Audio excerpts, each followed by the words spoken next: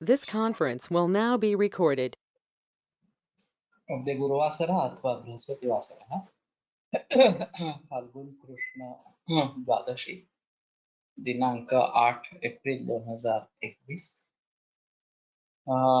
Case taking पृष्ठ 2 रसविचार शंखं चक्रं जलौकान् ददतमृतघटं चारुदौर्भिश्चतुर्भिः सूक्ष्मस्वच्छातिहृद्यां शुकप्रतिविलसन् मौलिमं भोजनेत्रं कालाम्भोदोज्ज्वलाङ्गं कटितटविलसच्चारुपीताम्बराढ्यं वन्दे धन्वन्तरिं तं निखिलगदवनप्रौढदावाग्निलीलम् प्रौढदावाग्निलीलम् ब्रह्मोऽभिसमारब्धामात्रेयाद्येषु पूजिताम् अस्मदाचार्यपर्यन्तां वन्दे गुरुपरम्पराम् आयुर्वेदरतं वन्दे माधवाख्यं महागुरुम् आयुर्वेदामृतं सर्वं शिष्येभ्यो यः प्रदत्तवान् द्रष्टा ज्ञानी दृष्टकर्मा कृतकर्मा तथैव च अध्यापकोऽभिषक्श्रेष्ठो महान् संशोधकस्तथा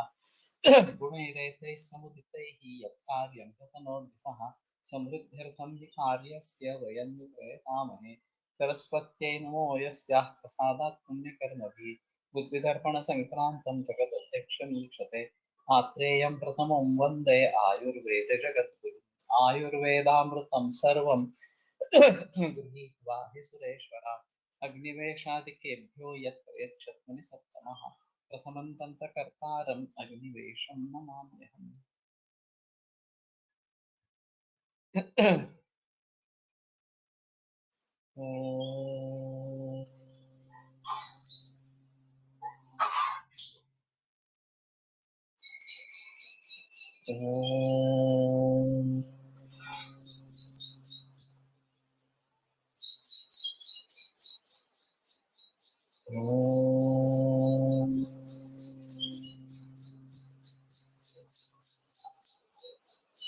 ओम शांति शांति शांति।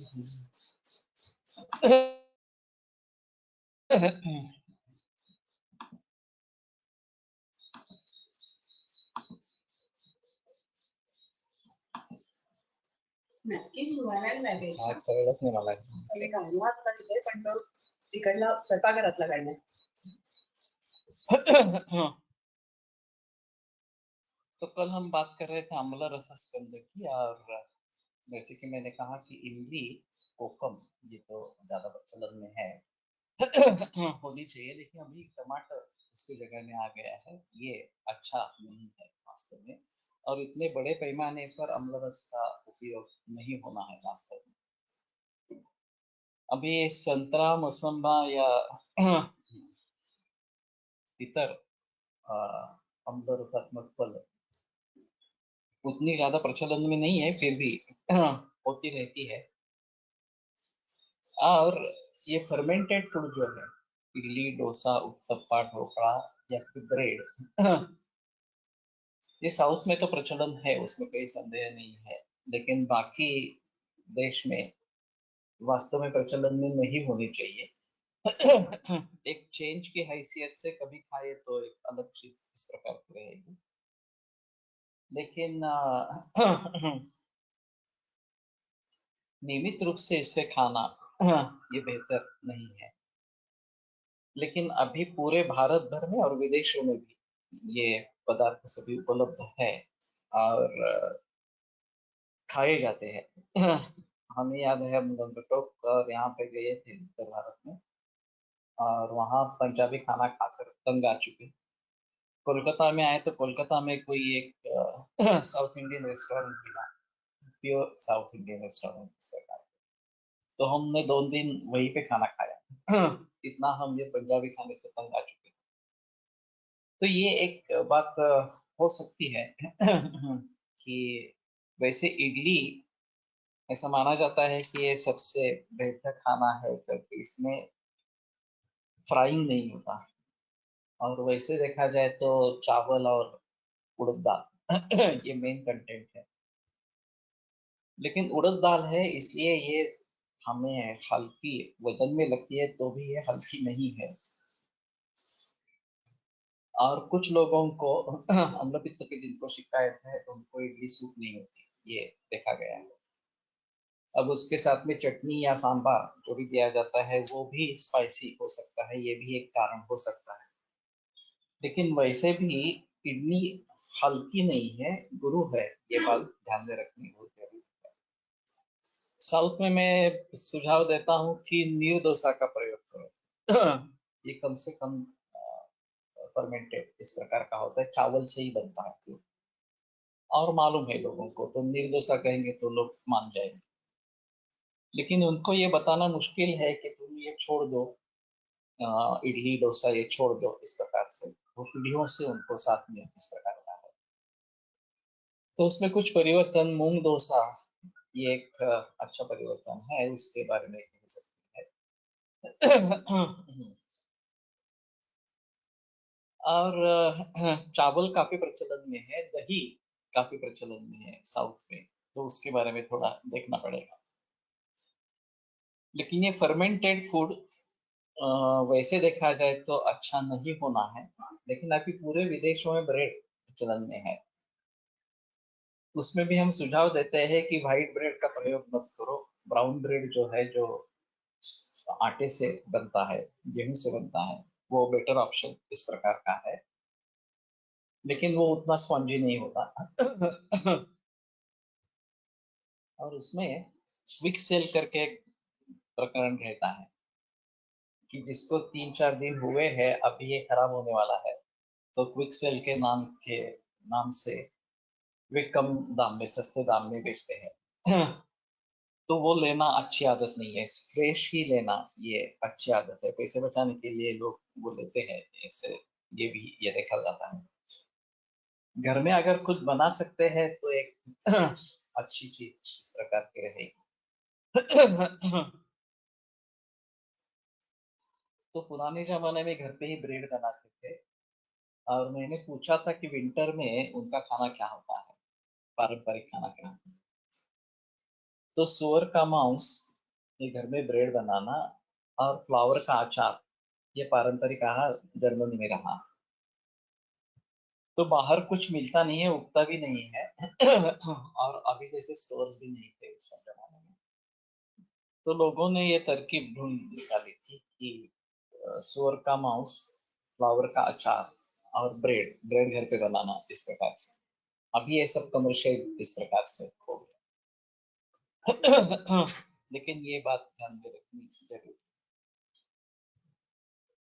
आगे का है जो कटुरस है, इसको खाने वाले बहुत लोग होते हैं, और बड़ी मात्रा में खाने वाले इस प्रकार के। विदर्भ इसके लिए प्रख्यात है।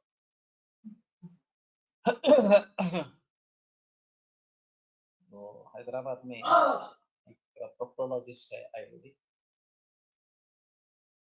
तो उसको बुलावा आया था वहां पे कि आप कैंप कंडक्ट करोगे क्या बगंदर और अर्श के लिए। तो उन्होंने कहा ठीक है, तो प्री रजिस्ट्रेशन करवाया, 500 लोग आ गए। तो उसने बोला मैं तो इतने नहीं देख पाऊंगा, मैं 10-20 देख के निकल जाऊंगा, आप आके संभालो क्या करना है आपको इस प्रकार। तो किसी ने कल्पना भी नहीं की थी 500 लोग 2 दिन के कैंप के लिए आएंगे, केवल वगंधरा और अर्श के लिए। तो विदर्भ में वैसे ही तीखा बहुत खाते हैं, ऐसा है। और ये अच्छी आदत वास्तव में नहीं है इस प्रकार से। तो मैंने उसमें भी सुना था कि सावजी करके उसमें प्रचलन है, तो ये होटल की चेन है एक। हाँ, उसमें बहुत ही ज्यादा तीखा बनाते, तो उसमें डायरेक्टली हाइड्रोक्लोरिक एसिड डालते हैं बनाने समय। और ये थोड़ा भी खाएंगे तो जिनको आदत है वो ही खा सकते हैं, बाकी दूसरा कोई खा नहीं सकता इस प्रकार से। तो ये अच्छा नहीं है, कैंसर कई मरीजों में कटुरसात्मक अतिसेवन ये केतु के रूप में पाया जाता है, और एक इरिटेशन करने वाला इस प्रकार का द्रव्य है। खास करके एसोफेजियल कैंसर, कोलन कैंसर, इसमें कटुरसात्मक सेवन ज्यादा है इस प्रकार का देखा जाता है। अब इसको सामने रखते हुए हमें स्नेह का प्रयोग ज्यादा करना है। जब कटुरस ज्यादा लेते हैं तो उसके साथ में स्नेह लेना अनिवार्य है, तो लेते भी है। लेकिन वो तेल कौन सा इस्तेमाल करते हैं कोल्हापुर में तिखट का, वो भी है, लेकिन विदर्भ से नहीं है, विदर्भ से कम है, कोल्हापुर में भी खाते हैं। तो ये तेल ज्यादा होना ये काफी प्रचलन में है, और फिर वो उसकी दाहकता को थोड़ा कम करता है। लेकिन फिर भी यमक स्नेह या घी बेटर ऑप्शन है तेल के बजाय। तेल अभी बाहर जो इस्तेमाल में आता है, आइदर सरकी का कॉटन सीड ऑयल है, नहीं तो पाम ऑयल है। ये दोनों अच्छे नहीं है तलन के लिए जो इस्तेमाल में लाए जाते हैं। तो मूंगफली का तेल अगर है तो ठीक है, नहीं तो घी और मूंगफली का तेल ऐसा इस्तेमाल करना चाहिए। वास्तव में उतना तीखा खाना ही नहीं चाहिए, ये सबसे आम। मिर्ची, हाँ, ऐसे ही खाने वाले लोग होते हैं, कच्ची भी खाते हैं, तली हुई भी खाते हैं, इस प्रकार से आसानी से खाते हैं। मैंने एक वीडियो देखा था। उसने ऐसे ही 2 प्लेट सिर्फ मिर्ची ही खाई थी इस प्रकार से। तो ये अच्छी आदत है ही नहीं, ये स्पर्धा के लिए, हाँ, इस प्रकार की स्पर्धाएं भी नहीं होनी चाहिए, हाँ, जो बिगाड़ने वाली इस प्रकार की है।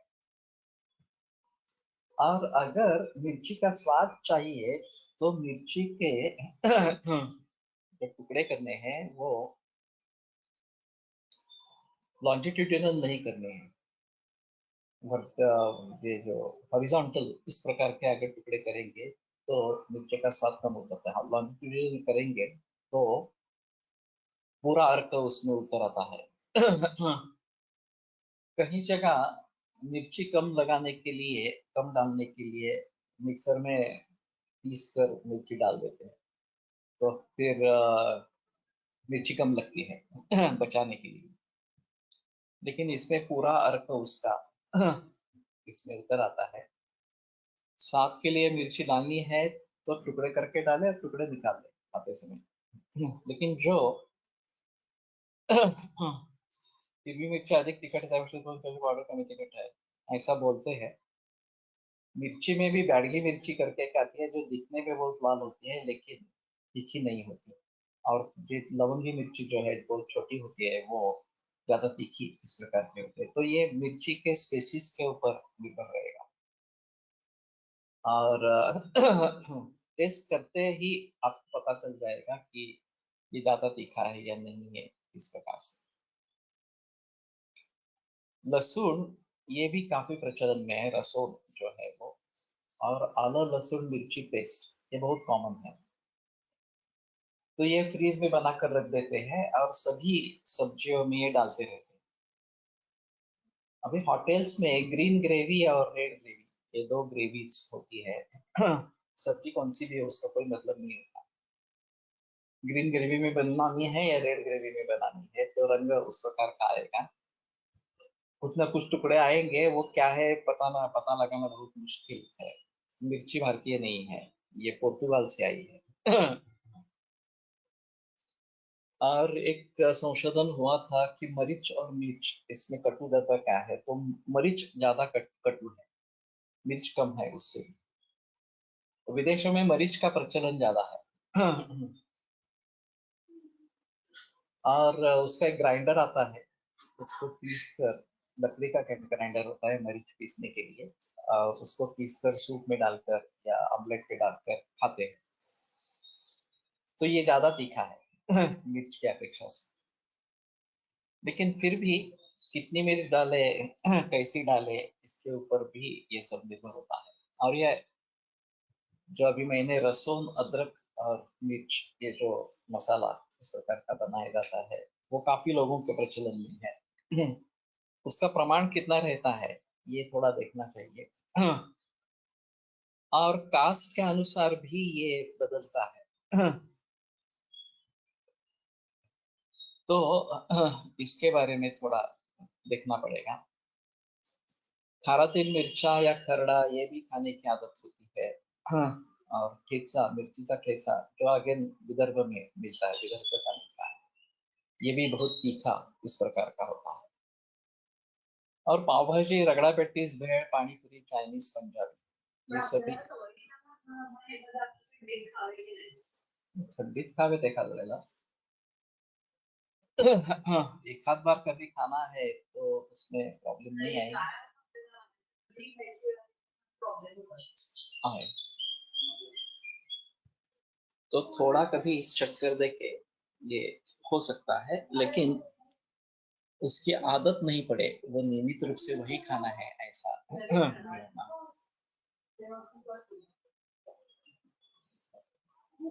अभी ये सब fast food, Indian fast food में आता है, रगड़ा पेटीज, भेड़, पानी पूरी, चाइनीज, और ये नियमित रूप से खाने वाले लोग रहते हैं, हफ्ते में 2-3 बार से लेकर हर रोज इस प्रकार से खाने वाले लोग हैं। बेडेकर मिसळ वालों ने एक व्यक्ति का सत्कार किया था, लगातार 50 बरस उसने हर रोज मिसळ खाई है बेडेकर, तो उसमें उन्होंने उसका सत्कार किया। ये देखो कितना लॉयल कस्टमर है। तो इस प्रकार से खाने वाले भी लोग रहते हैं। इसमें भी दो चीजें होती है, घर का खाना और बाहर का खाना। कुछ माँ इसे कहती है कि ये बाहर जाकर खाता है तो उससे बेहतर के घर पे बनाए और घर पे ही खाए, तो कम से कम हाइजेनिक वगैरह इस प्रकार का होगा। लेकिन पॉकेट मनी, ये एक अजीब चीज है। अगर संस्कार घर के अच्छे नहीं है तो पॉकेट मनी का इस्तेमाल किस प्रकार से होता है ये देखना जरूरी इस प्रकार का रहेगा।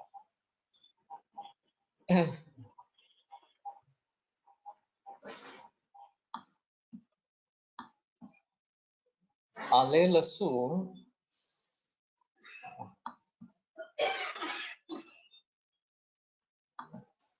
खोबरे अशी लसूण पेस्ट चांगली होईल, मिरची टाकण्याची आवश्यकता नाही। यहाँ भी टेस्ट डेवलप हो गई है। इसमें अगर कोकोनट डालते हैं तो एक जरा अच्छा रहेगा, क्योंकि उससे तीक्ष्णता कम होगी, और वैसे रसों रक्तपित्त प्रकोप का है, और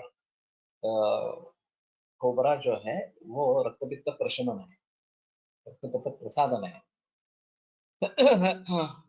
तो कोकोनट चटनी एक अच्छा ऑप्शन है इसके हिसाब से, और रसों के साथ कोकोनट का प्रयोग करना बेहतर इस प्रकार का है। तो ये थोड़ा सा देखना चाहिए। दाहे निदा आगे शरद नहीं वो पूजी तो माते अदरक, अदरक के बारे में और रसुन के बारे में ये ध्यान में रखना जरूरी है कि दाह हो रहा है, निदाग और शरद, ग्रीष्म और शरद, इन दो ऋतुओं में इनका प्रयोग नहीं होना है। प्रजन मधुर नैवान्नम, ये ग्रीष्म ऋतु में कहा गया है कि मधुरी अन्न खाना है। तो ऋतुओं को ध्यान में रखते हुए इसके बारे में करना जरूरी होगा। वर्षा ऋतु में जब अग्निमांद्य ज्यादा है तो इनका प्रयोग कर सकते हैं, ये बेटर ऑप्शन इस प्रकार का है। अभी ये खाना खाकर लोग आते हैं, और उसके बारे में हम कैसे सोचेंगे, ये एक अहम मुद्दा है। तो मेरे ख्याल में जो पॉपुलर चीजें हैं और बड़े पैमाने पर खाने में आती है उनके बारे में तो कम से कम सोचना, जो रेयरली इस्तेमाल होते हैं उनके बारे में शायद सोचे नहीं सोचे, ये अलग चीज है। लेकिन जो which coconut will be better dried और वेट, दोनों का इस्तेमाल कर सकते हैं, उसमें प्रॉब्लम नहीं है। अगर ताजा है वो करें तो भी चलेगा। वैसे लहसुन कोबरा चटनी ये भी बनती है ड्राई कोकोनट से। उसमें आप तीखा कितना डालोगे ये भी एक अहम मुद्दा रहता है। तो इसमें ड्राई कोकोनट में ऑयल कॉन्सेंट्रेट हो जाता है, एक उसकी अलगता है, और वो भी अवश्य इसको ध्यान में रखना जरूरी होगा। एक patient severe pain in epigastric region असे होते. सोनोग्राफी नॉर्मल होते. हिस्ट्री करताना रोज सकाळी 2 लसूण टाकायचा, नॉर्मल पाणी प्यायचा. हाँ, रसोन क्षारधर्मी है और उसमें अम्ल रस वर्जित है, इसीलिए उसको रसोन, एक रस पूर्ण है, कम है, इसलिए रसोन कहते हैं, और वो अम्ल रस. मध्यम मांसम तथा अम्लं च हितम दशम से बिना, ये सूत्र आया है रसायन में. तो मध्यम मांस और अम्ल ये रसोन सेवन करने वालों के लिए हित ऐसा है. तो बेटर ऑप्शन है कि अम्ल रसात्मक उसको कुछ शुरू करें. यानी कि अमल की ये बेटर ऑप्शन इस प्रकार का है, और वो देने से इसमें राहत इस प्रकार से मिल जाएगी. लहसुन तो बंद करना ही है, लेकिन ये देने से राहत है. मेरे भी एक मरीज ऐसा देखा था कि अम्ल पित्त की शिकायत थी और दाह होता था, और तो अमदुरा वगैरह से उपयोग नहीं हुआ. तो मैंने फिर से एक बार जिक्र किया, चाय कितनी बार पीते हो, 2 ही बार लेते हैं. बोला कि मैं बहुत अदरक डाल के चाय लेता हूँ. तो फिर मैंने आंवले का प्रयोग किया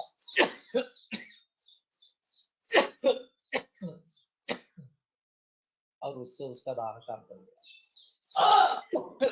तो एक क्षार अम्ल ये जो द्वंद्व है, दातार गुरु जी ने काफी इसके बारे में जिक्र किया है,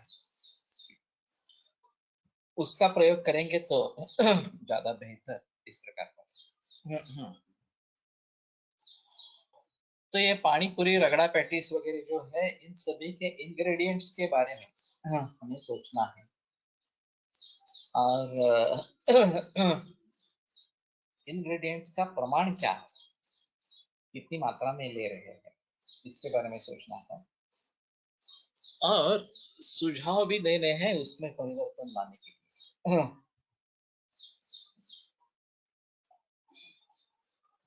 जैसे कि पाव भाजी के मसाले का बहुत कम मात्रा में प्रयोग करना है. लौकी उसमें डाल सकते हैं, जो नवनीत डालना है वो घर का ही नवनीत डाले, या तड़का बनाए इस प्रकार से.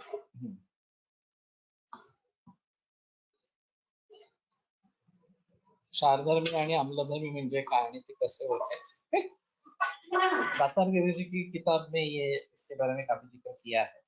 उन्होंने वर्गीकरण किया है ये अम्लधर्मी एक इस प्रकार से. जो साक्षात हमें अम्ल रस प्रतीत होता है उसमें कोई प्रॉब्लम नहीं है, लेकिन जिसमें साक्षात प्रतीत नहीं होता है वो अम्लधर्मी या क्षारधर्मी है, ये समझ लेना जरूरी है.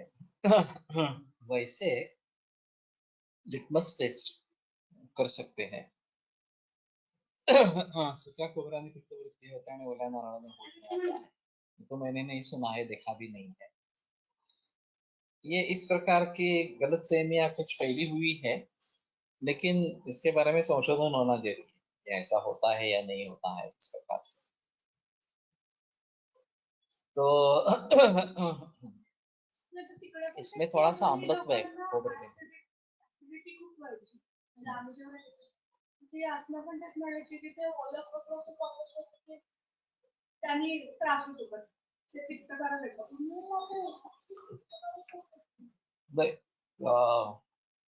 कोकोनट थोड़ा अम्लधर्मी है, तो कुछ लोगों को अम्ल पित्त की शिकायत हो तो उससे वृद्धि हो सकती है, पित्त की वृद्धि हो सकती है. लेकिन सभी में ऐसा ही होगा ऐसा कहना मुश्किल है. गुरु पण पडेल का? गुरु कच्चा खोबरा जो है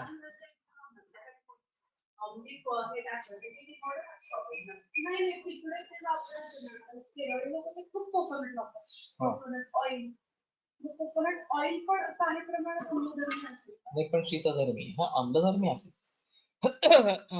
लेकिन मेरे ख्याल में ड्राई कोकोनट बनेगा तो थोड़ा अम्ल तो उसका कम हो जाएगा, और वेट कोकोनट में वो ज्यादा अम्लत्व इस प्रकार का रहेगा. तो इसके बारे में थोड़ा सा देखना चाहिए. और कोस्टल एरियाज में सभी जगह नारियल का प्रयोग होता रहता है. तो जहां जहां नारियल ज्यादा उपज में वैसे पूरे देश में होता है, वो अलग चीज है। लेकिन जितना ज्यादा प्रचलन कोस्टल एरिया में है उतना देश के अंदर नहीं है, क्योंकि वो आसानी से उपलब्ध है। घर घर पे नारियल के वृक्ष होते हैं और नारियल मिलता रहता है, तो कोई प्रॉब्लम इस प्रकार का नहीं। ये गुरु होगा, ये पॉसिबल है।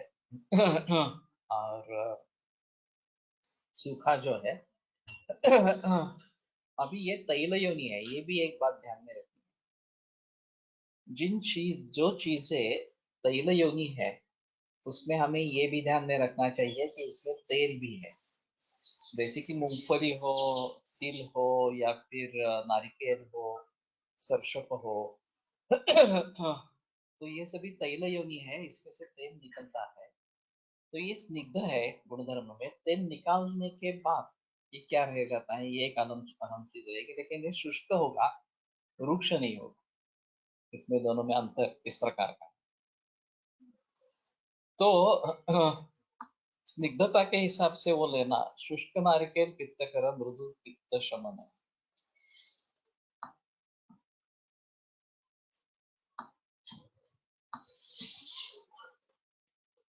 पता नहीं है। तो दोन्ही ही पित्त शामकच असावे। ग्रंथों में क्या है देखो।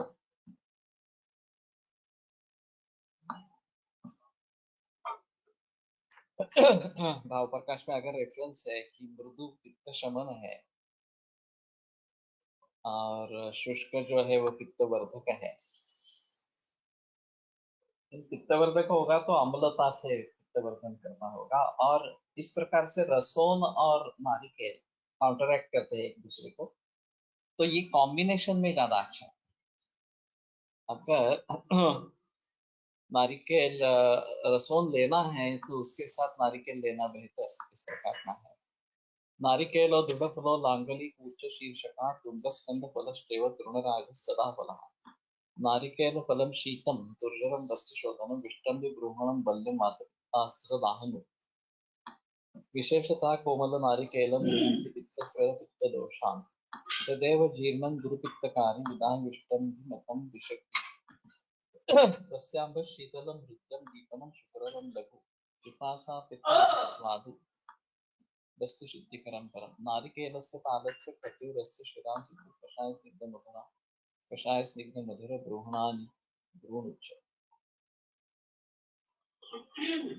ये अच्छा हुआ कि भावप्रकाश का रेफरेंस सामने आया।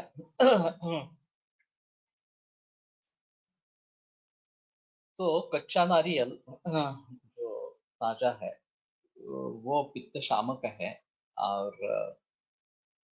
सूखा हुआ जो है वो पित्त प्रकोपक इस प्रकार का बताया गया है।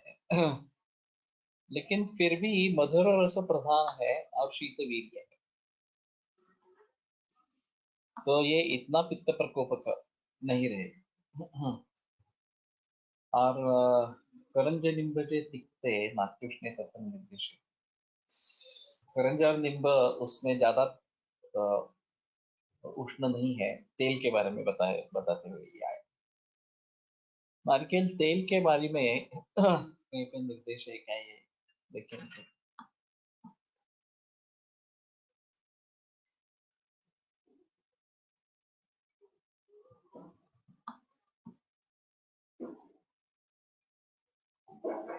तदेव जीर्णं गुरुपित्तकारि विदाह विष्टम भी मतम विषुक्ति। विदाह और विष्टम भी दोनों बताए।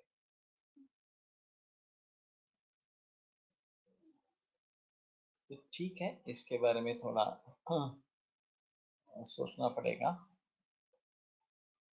लेकिन ये अम्लधर्मी है, ये संशय अम्भ ने कहा ना एसिडिटी हाँ होता है, ये अम्लधर्मी है। वास्तव में समुद्र के नजदीक उत्पन्न होता है और अम्लधर्मी है। ये बड़ी अजीब चीज है।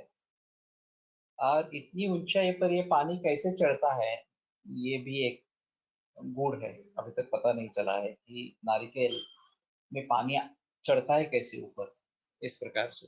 कौन सा फोर्स है ग्रेविटी जाने पर, और इतने बड़े मात्रा में पानी मिलता है। तो इन सभी के बारे में थोड़ा सोचना पड़ेगा। तो अभी कोमल नारिकेल म्हणजे शहाळे का ऐसा नहीं बता सकते। शहाळा उसमें पानी ज्यादा और कोकोनट बिल्कुल थोड़ा, इस प्रकार का भी होता है। पानी वाला और ये वाला ऐसे इस प्रकार के दो शहाळे मिलते हैं। और गर्मी के मौसम में ये नेचुरल ड्रिंक अच्छा है और रियली नेचुरल इस प्रकार का है। तो इसमें कोई एडल्ट्रेशन वगैरह होने की संभावना नहीं। मैंने विदेशी लोगों के द्वारा लिखी एक किताब देखी थी, और those who want to visit India, जिनको भारत में पर्यटन के लिए आना है, उनके लिए एक किताब लिखी है। अभी मुझे शीर्षक याद नहीं है उसका, लेकिन उसमें काफी टिप्स अच्छे हैं। तो उसका एक कहना है कि ये नारिकेल पानी ये सबसे नेचुरल है, ये आप आसानी से पियो, उसमें कोई प्रॉब्लम नहीं। इसके बारे में जिक्र किया है। कभी भी व्हीकल हायर करके चलाना नहीं है भारत में, ये उसने टिप दी है, क्योंकि यहाँ ट्रैफिक रूल्स बिल्कुल है नहीं, और हम ड्राइव नहीं कर सकते यहाँ। यहाँ के भारतीय ड्राइवर ही ड्राइव कर सकते हैं, हम ड्राइव नहीं कर सकते। कब कौन कैसे आएगा कुछ भी पता नहीं चलेगा। इतना क्लियर कट उसमें लिखा है। और फिर फंसाने की भी बात है कि आपको फंसा सकते हैं, आपको मालूम नहीं है तो पहले से ही मैप लेके बैठो, पूछ लेना कितना अंतर है, कितने पैसे होते हैं वगैरह। नारियल मलाई के क्या गुणधर्म? हाँ, नारियल जैसे ही होने चाहिए, सिर्फ अभी नारियल धातु के स्तर पे कहाँ पे काम करता है, ये एक अहम मुद्दा रहेगा। और कुछ लोगों का कहना है कि ये मज्जा के ऊपर अच्छा काम करता है इस प्रकार से, क्योंकि ये आवरण और उसमें ये स्नेह और उसमें ये पानी, ये थोड़ा सा स्ट्रक्चर ब्रेन के स्ट्रक्चर से मिलता जुलता इस प्रकार का है। तो लेकिन जो अंदर वाला नारियल है वो शायद मांस वर्धन करने वाला इस प्रकार का रहेगा। और वैसे शुक्ल बताया गया है पानी, तो ये भी एक अच्छा है। ओलं खोबरे जास्त दिवस टिकत नाही, म्हणून शुष्क केलेले वापरायला सोपे असते। शुष्क देखील कधी कधी खराब होते, त्याला खोबऱ्याचे तेल लावून ठेवावे लागते किंवा फ्रीज मध्ये ठेवावे लागते। नाही, कोरड्या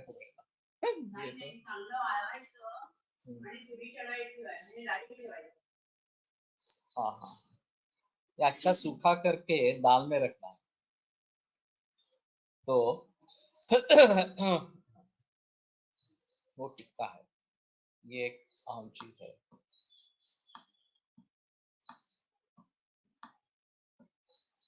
मोच खर्जूर पनस नारिकेल परुषकम आम्रात ताल काश्मर्य राजाधन मधुकजम सौवीर बदरांकोल फल्गुश्लेष्मा तकोद्भव मातामा भिषिकाक्षोड़ मुकुलक निकोचकम उरुमाणम प्रियालंश ब्रोहणम गुरु शीतल। ये सब ब्रोहण गुरु शीतल है।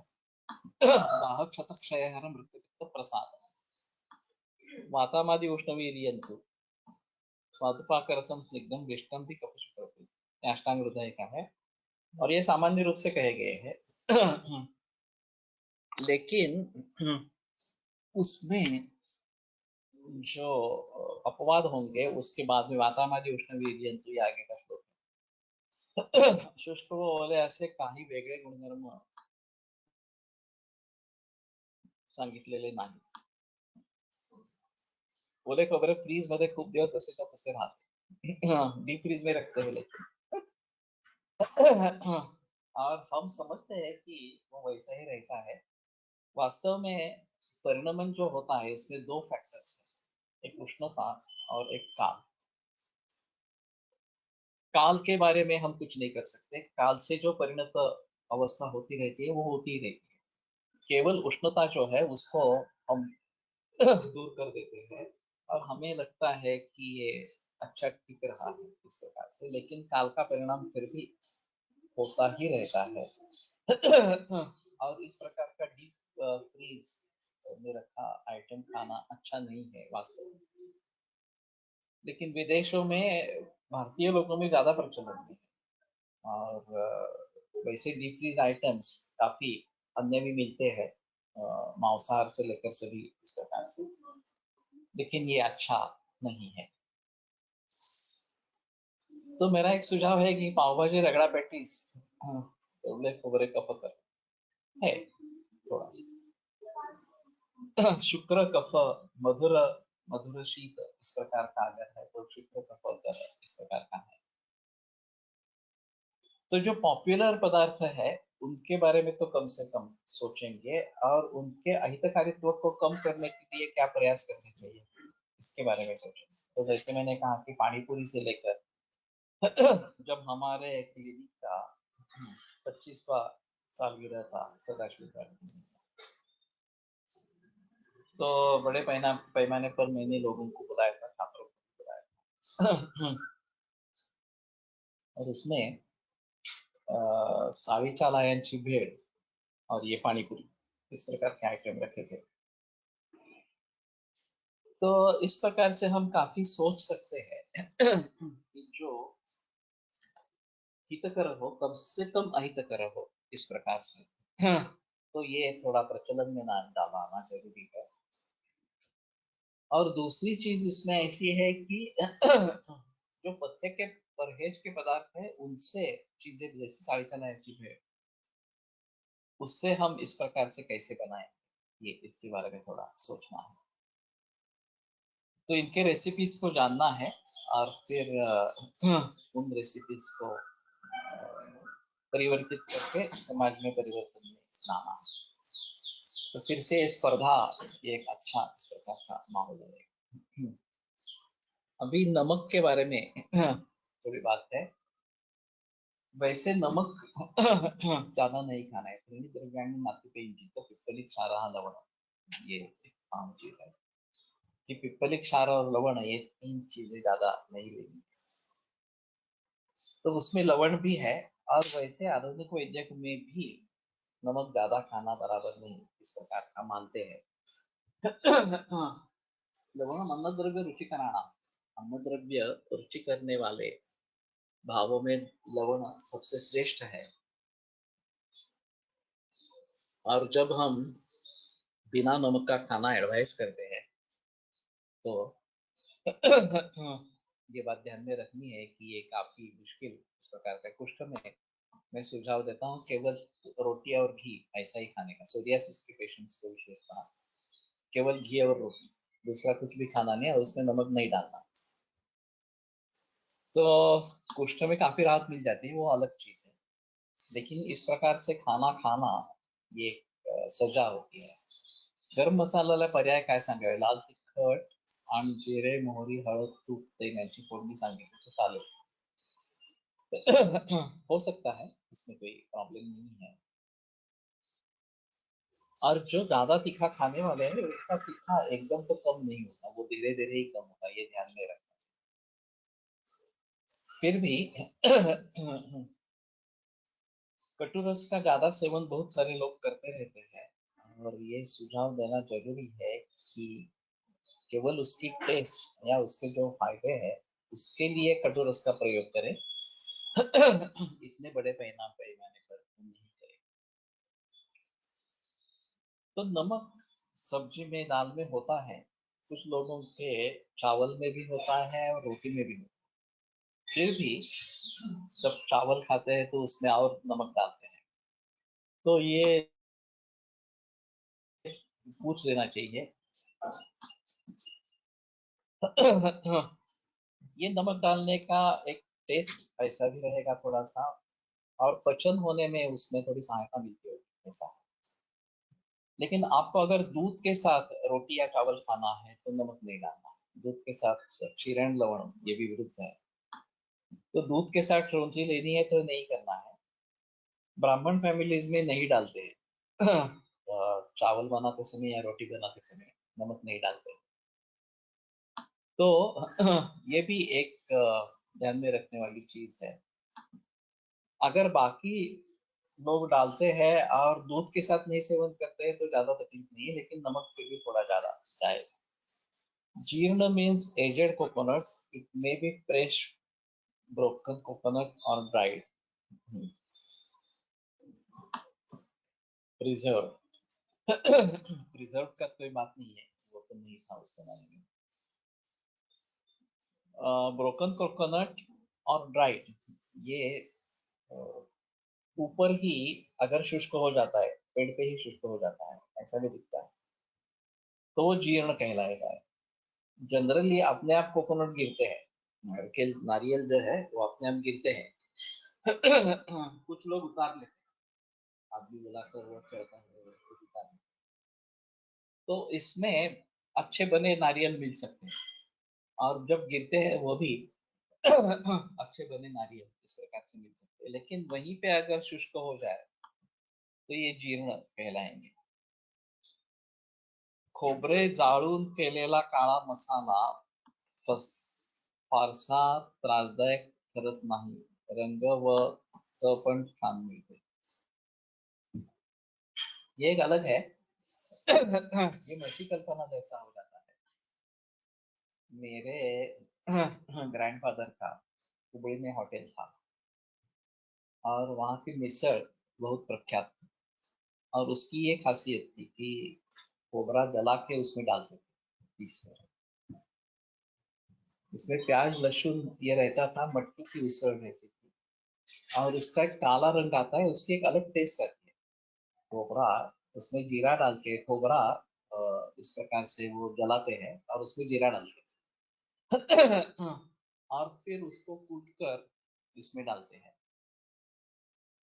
तो मैं मालूम नहीं कितने लोगों के, हमारे घर में जब बनती है तो ये इस प्रकार से उसळ बनती है, और अच्छी टेस्ट होती है, उसको कोई संदेह नहीं। तो वैसे भी खा सकते हैं या उसमें मिसळ बना के इस प्रकार के खा सकते हैं। तो ये जलाकर इस प्रकार से बनाना मालूम नहीं दूसरे किसी प्रचलन में है क्या। बाकी सब मसाले भुने जाते हैं तेल के ऊपर, घी के ऊपर, या ड्राई रोस्ट इस प्रकार के किए जाते हैं, तो उसकी एक अलग टेस्ट आती है, और टिकने में ये ज्यादा अच्छा इस प्रकार का होता है। लेकिन दूसरे किसी प्रचलन में ऐसा है, जीर्ण गोटा कोबरे ऐसा कह सकते हैं। लेकिन मैं जीर्ण की बात कर रहा हूँ, वो पेड़ पे ऊपर ही जीर्ण हो गया।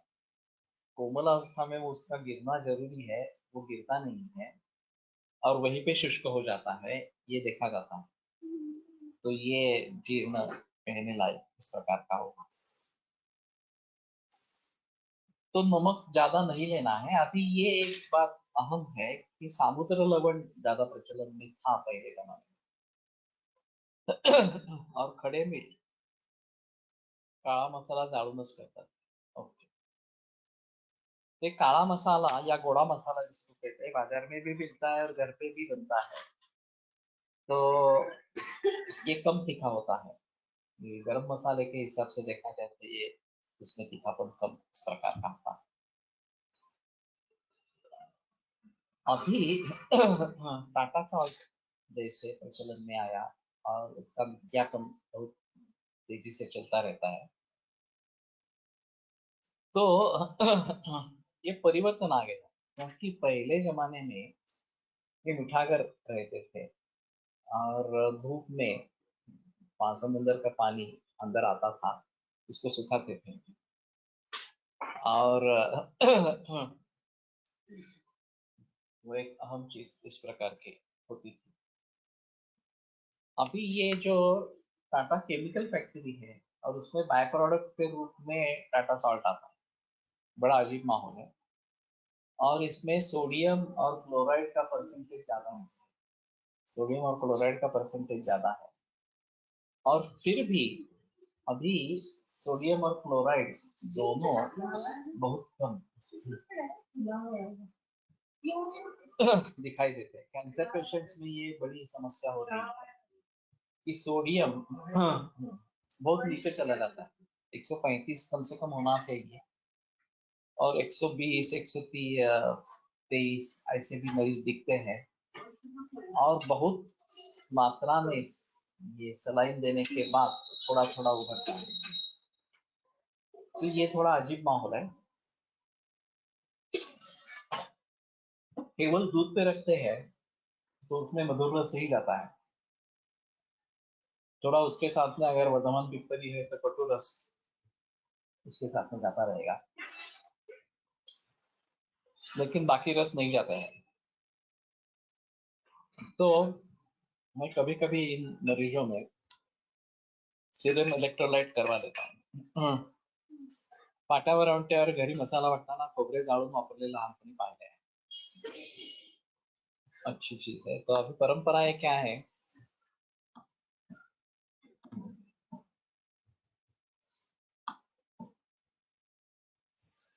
जे नारळ पूजेला, फोडायला, वाढायला वापरतात ते कसे?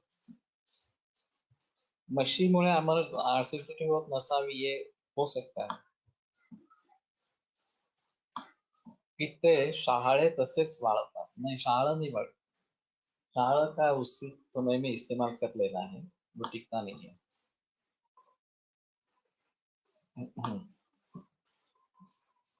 खडे मीठ समुद्र मीठ मध्ये काय अंतर? खड़े मीठ समुद्र मीठ ही है, उसको फाइन बनाते हैं तो वो पाउडर नमक की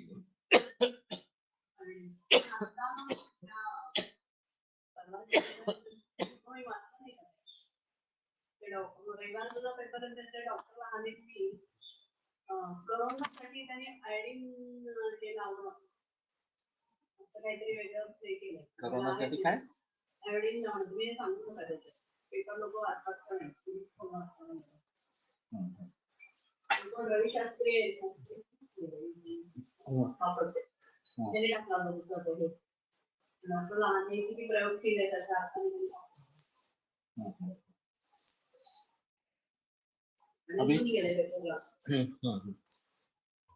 अभी जो आयोडाइज सॉल्ट मिलता है वो सभी के लिए उपयुक्त है नहीं, हानिकारक है।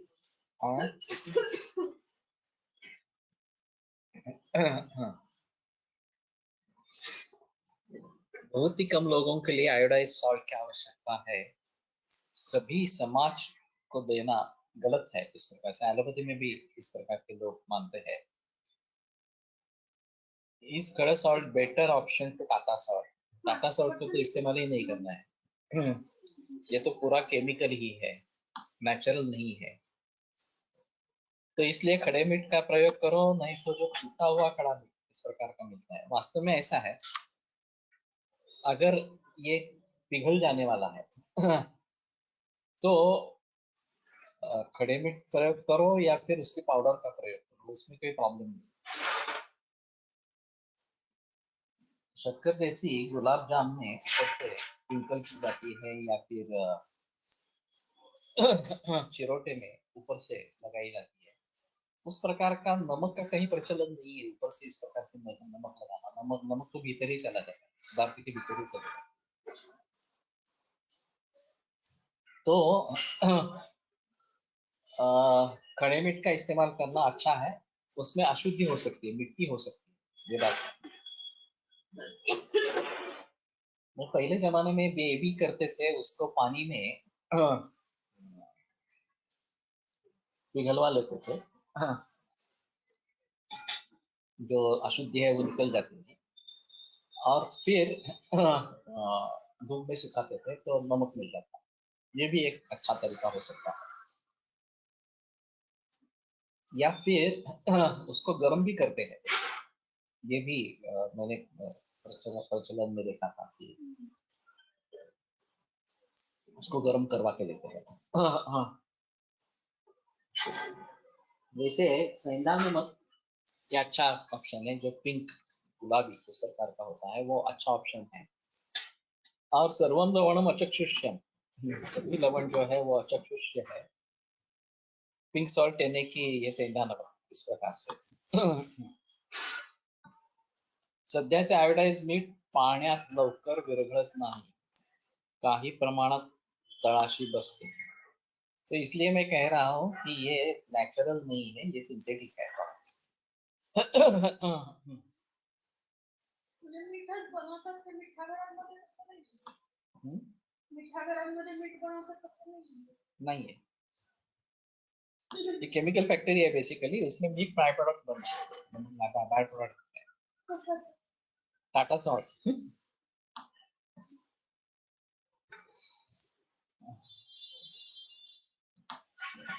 Salt in northeast is costly, 200 rupees per kg. Probably they don't have resources. ये अभी तो नहीं होना है। Also, incidence of goiter is more in there.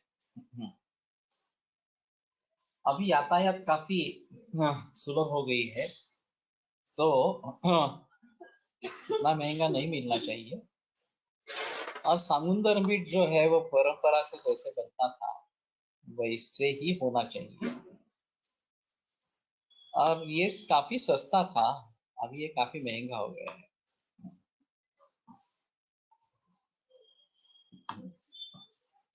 अतिलवण seven हेतु में कौन सा द्रव्य प्रयोग? कोलटकर सर ने नागभस्म का प्रयोग किया था कि उसको उसकी जो रुचि है लवण के बारे में वो कम हो, इस प्रकार से। सैंधव का मैंने प्रयोग किया है, सैंधव बताया है। काळे मीठ कितपत खाण्यात असावे? काळे मीठ नाम से शायद खड़े मीठ ही है, मुझे पता नहीं है एग्जैक्टली क्या है वो, लेकिन वो बेहतर ऑप्शन है। अभी वैद्यों के काफी घरों में सैंधव का प्रयोग हो रहा है, लेकिन हरडुकर जी का फिर भी कहना था कि सभी के लिए सैंधव होना है ऐसा नहीं है। उनका कहना था कि ये समुद्र मीठ बड़ी मैदान पर उपलब्ध है, तो उसी का प्रयोग होना चाहिए। और किसी खास चीज के लिए, खास व्यक्ति के लिए ये सैंधव का प्रयोग होना चाहिए। समुद्र मीठाचंच कुठे मिळतं? समुद्र मीठाचंच कुठे मिळतं?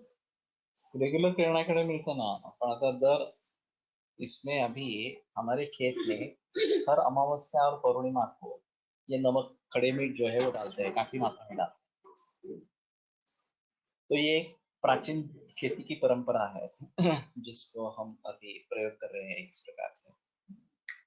और फिर इससे इन्फेक्शंस का स्प्रेड कम हो जाता है, ऐसा कहना है। और नाइट्रोजन फिक्सेशन अच्छा होता है, ऐसा कहना है। जेवणामध्ये सैंधव मीठ वापरावे की खड़े मीठ? वही मैं कह रहा हूँ कि वैसे देखा जाए तो सैंधव ज्यादा अच्छा है गुणधर्म के हिसाब से, लेकिन नित्य उपयोग के लिए खड़े मीठ ज्यादा बेहतर है। और जिनको ये तकलीफें है आँख के बारे में वगैरह, वो सैंधव का प्रयोग करें। What is the source of saindhav? उसके रॉक होते हैं बड़े बड़े पर्वत।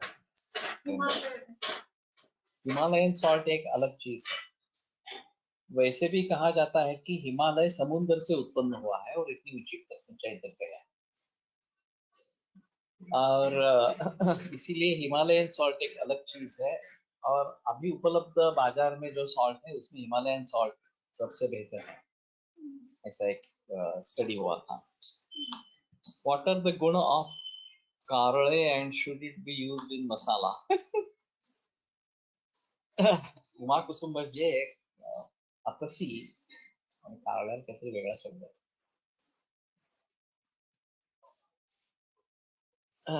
ग्रंथों में गुणधर्म है, थोड़ा देखो। we should be eating a mixed saindhav and khade meeth? ठीक है, बेहतर ऑप्शन रहेगा। और एक समय ऐसा आया था कि गवर्नमेंट ने पाबंदी लगा दी थी, जो नेचुरल मीट है वो लेना ही नहीं है, वो बिकेगा ही नहीं इस प्रकार से। तो उसके बारे में काफी बहस हुई और फिर गवर्नमेंट को ये निर्बंध हटाना पड़ा। ये शायद लॉबिंग है टाटा का, लेकिन ये बिल्कुल गलत बात थी। और थायराइड के मरीज जो बढ़ रहे हैं उसमें ये टाटा सॉल्ट एक कारण इस प्रकार का है। तो हम सभी को सुझाव देते हैं कि सैंधव का प्रयोग करिए, ज्यादा से ज्यादा अकॅडमिक का प्रयोग करिए. पर्वतीय आणि सामुद्रिक असं वेगवेगळे उपस्थान आहे का? फिर भी इसका सोर्स जो है वो सागरी है. हिमालय में या रॉक सॉल्ट जो है वो पर्वत भी समुद्र से उत्पन्न हुए हैं. एक ऐसी स्थिति है कि समुद्र में एक काफी मात्रा में जलन हुआ है. आकाशात वायु, वायु अग्नि, अग्नि आपा अग्नि, ये जो क्रम बताया गया है, तो अग्नि से जल महाभूत की निर्मिति हुई और इसीलिए उसमें एक क्षारीय धर्म, और जो पानी 3/4 हिस्सा पानी है पृथ्वी पे, वो तो समुद्र का पानी है. सिंध इन पाकिस्तान, हाँ सिंधुद्भवम सैंधवम, ये भी एक उत्पत्ति होती है, लेकिन आखाती देशों में भी ये बनता है. What can be done in sodium deficiency? बहुत डिफिकल्ट सवाल है. मैं भी कोशिश कर रहा हूँ. मैं अभी सुझाव देता हूँ, ये आवड़ा सुपारी खाने का, जो केवल दूध पे है और जिनमें सोडियम की डिफिशियंसी आ रही है या क्लोराइड की डिफिशियंसी आ रही है, तो उनको मैं सुझाव देता हूँ कि आप आंवला सुपारी नियमित रूप से खाना आरंभ करें, दिन में 2-3 बार, तो इसकी आपूर्ति हो जाती है. और वैसे आंवला में सेंधा सेंधा नमक छोड़कर सभी, लवण छोड़कर सभी रस, तो सभी रसों की आपूर्ति होती है, रसायन है और षड रसात्मक संयोग हो जाता है. जो आंवला सुपारी जो है टेस्ट में भी अच्छी है, उसमें अदरक भी कुछ लोग डालते हैं. तो ये भी एक अच्छा रहता है. रॉक सॉल्ट नावाने हल्ली जे मिळते ते सैंधवच असते का? है, रॉक सॉल्ट से जो मिलता है वो सैंधवी है, लेकिन विदेशों से जो आ रहा है वो भी अभी आयोडाइज्ड है. तो हमें आयोडाइज नहीं लेना है, नेचुरल फॉर्म में जो मिलने वाला है वही लेना है. वो महंगा है. So if a person has high BP, sandal salt ideal, then करेंगे. Yes. और कम ही खाना है. कारळे म्हणजे खुरासनी नाही, कारळे अलग है. काय कारण म्हणजे कारळ, त्रास नाही, बरोबर आहे. खुरासनी कुठला? हो, खुरासनी म्हणतात त्याला. नाही, खुरासनी ओवा है, ओव्याचा प्रकार ओवा है. नाही. मैंने खुरासनी ओवा का एक प्रकार है. नाही नाही नाही, ओके. खुरासनी असंच म्हणतात. इज सौवर्चल नमक ए बेटर ऑप्शन? ये बाकी के बारे में थोड़ा बताना मुश्किल है. सौवर्चल वगैरह उतनी मात्रा में उपलब्ध भी नहीं है. रॉक सॉल्ट, समुद्र सॉल्ट के तुरंत बाद रॉक सॉल्ट ही ज्यादा उपलब्ध इस प्रकार का है. वड़वानल के कारण सॉल्ट रॉक बनते हैं ऐसा पढ़ा है, वही है. तो अंदर एक अग्नि है समुद्र के अंदर, और ये जो उत्क्रांतिवाद है कि सूर्य का कुछ हिस्सा अलग हो गया और उससे पृथ्वी बनी, तो ये तो हाइड्रोजन और हीलियम है, वायु है, और उससे अलग होने के बाद ये जलन हो रही है तो अग्नि है, और वो ठंडा हो गया, वो पानी हो गया, और ठंडा होता गया तो फिर पृथ्वी बन गई, ऐसा एक कहते हैं. तो ये मूल रूप से अग्नि, जो समुद्र के अंदर अग्नि है, उसने सब कुछ जला दिया इस प्रकार से. और अभी भी बहुत सारे देशों में ये लावा है भूमि के अंदर इस प्रकार से, और ज्वालामुखी का विस्फोट होता रहता है. तो अंदर अभी भी काफी गर्मी है, और सिर्फ ऊपर का जो है वो टेम्परेचर कम हो गया है, लेकिन अंदर फिर भी ज्यादा गर्मी इस प्रकार से. देखा सनफ्लावर सीड, सनफ्लावर अलग है.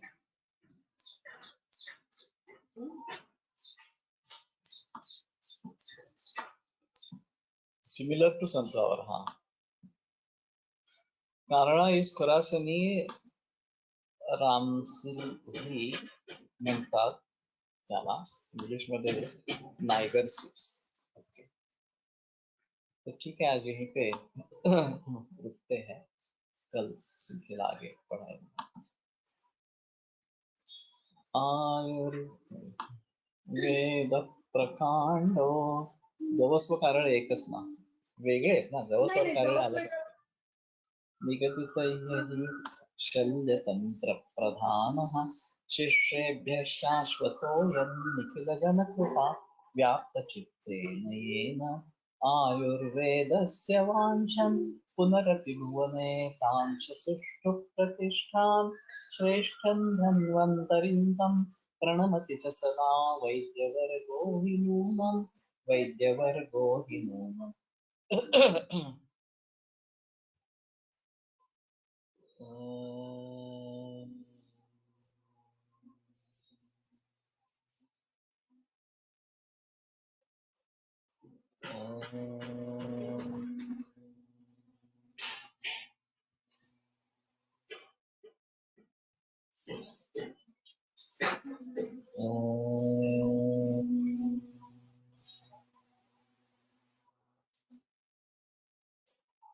ओम शांति शांति शांति। विरम्यते व्याख्यान व्यापारः। श्वः पुनरपि श्यामः।